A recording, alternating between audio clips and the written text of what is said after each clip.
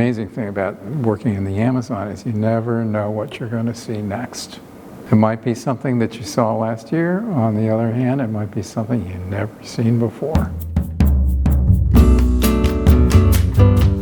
Well, imagine walking through the middle of the rainforest in the Amazon with Tom, where to the untrained eye, all you see is trees of different kinds and just green stuff around you.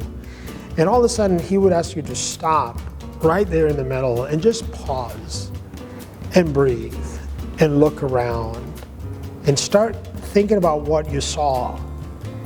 And he starts directing you towards a specific plant or a flower or an insect or an ant or a bird. And he starts drawing the stories of how those species are interconnected and how they all form part of a bigger thing, of a bigger ecosystem that is in balance, and how each of the pieces, each of the species relies on and depends on what the others do. And sure enough, 15 minutes, 30 minutes into the conversation in that very spot, all of a sudden what was just green stuff starts becoming this absolutely wonderful universe of different beautiful species. Tom is a pioneer, and as a pioneer, he really worked very hard on raising awareness of a field that did not exist. The name of the field, the impact of the field. So through his various positions, the majority of which were leadership positions, had the opportunity to educate many students, but also managers and leaders and politicians.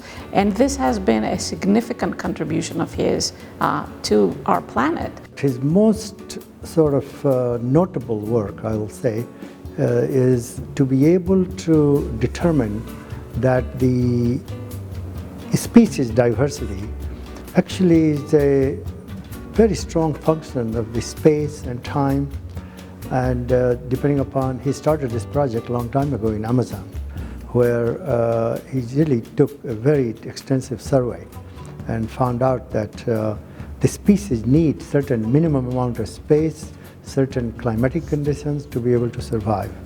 And that study is still going on. So I hope what will happen is that enough people will wake up to the reality that this planet works as a linked physical and biological system, and that if we do some serious restoration, we can pull significant amounts of carbon back out of the atmosphere and avoid some of the worst climate change.